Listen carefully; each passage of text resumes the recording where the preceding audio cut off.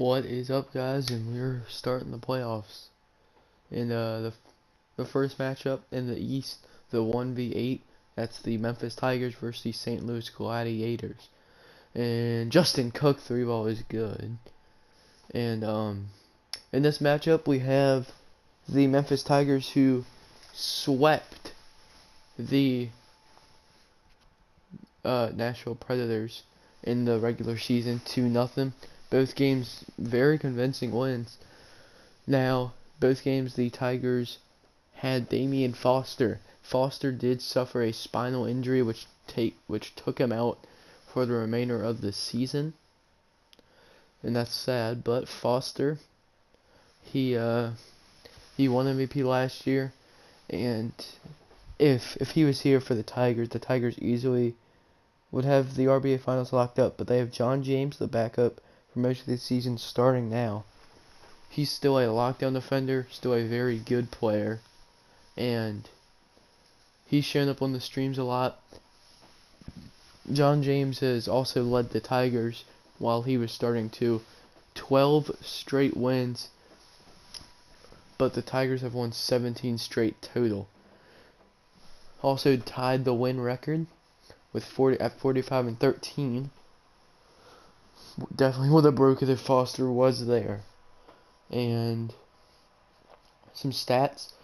Damian Foster led the team with 19 points and 8 assists on the year.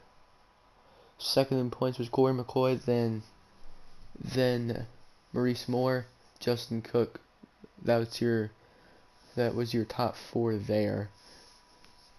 Some more things to talk about. This is the Tigers' first time in the playoffs, so they're still a very, very young team. The starting lineup for the Tigers averages out at average age is about 22. Yeah. I think the only thing they have to worry about is injuries, because I don't see the Glads doing anything here to counteract the Tigers' just explosive offense and their fast pace of play. The Tigers bench even very good with but now that was anchored by John James. Now Vin Grady is their backup. He can get it done if he needs to, but Kyle Guy's still there. Marcus Townsend, I mean, there's some good players on this team. I don't think it'll really matter that Foster is out. I think the Tigers still are your favorites to win the RBA Finals. They also have the GM of the year in Justin Jones. He just constructed the best team possible in Memphis. But the Tigers were the best team in the RBA, tied with the Predators, but in the power rankings they were number one in everything. Averaged 102 points per game. Predators led that at 110. Gave up 91 points per game, and you could tell that their speed and their pace of play just outmatched the Predators. And I don't think the Glads stand a chance. My prediction is probably a 4-1 series. I think the Glads do get at least one game. But about the St. Louis Gladiators, they made some moves. Traded for Ronnie Cam. He's their starting point guard. He's played for a couple of teams in the RBA now. Still very young. Still very unpolished, I guess. That's not a word. But the Glads got very lucky because of tiebreakers. They should not be in the playoffs right now. Finished 29-29, along with the Providence Wildcats, the Brooklyn Beats, and the New York Spartans. The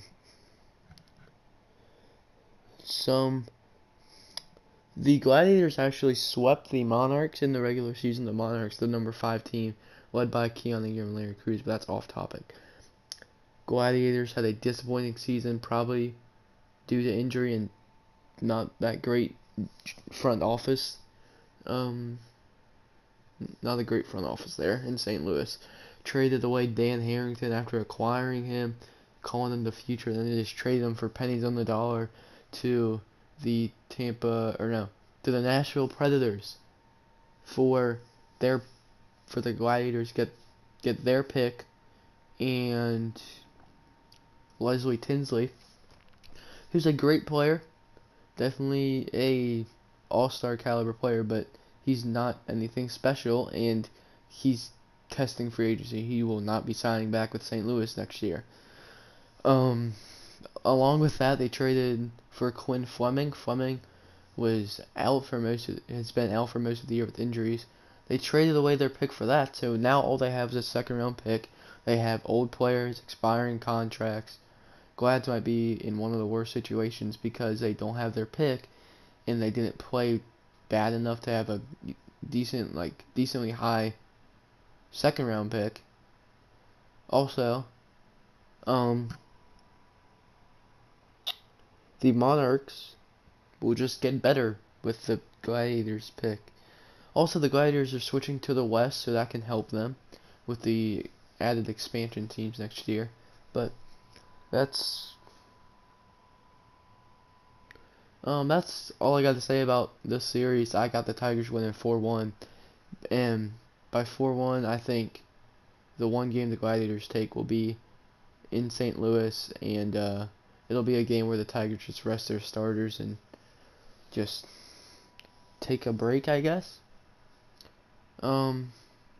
Yeah, the other series will be coming out later today, but this is the first one, and look at Danny Gwynn showing it right there. Gladiators are in the worst position in the RBA. Tigers win this series easily. And that's it for right now. Next series being covered will be the Predators versus the Wildcats.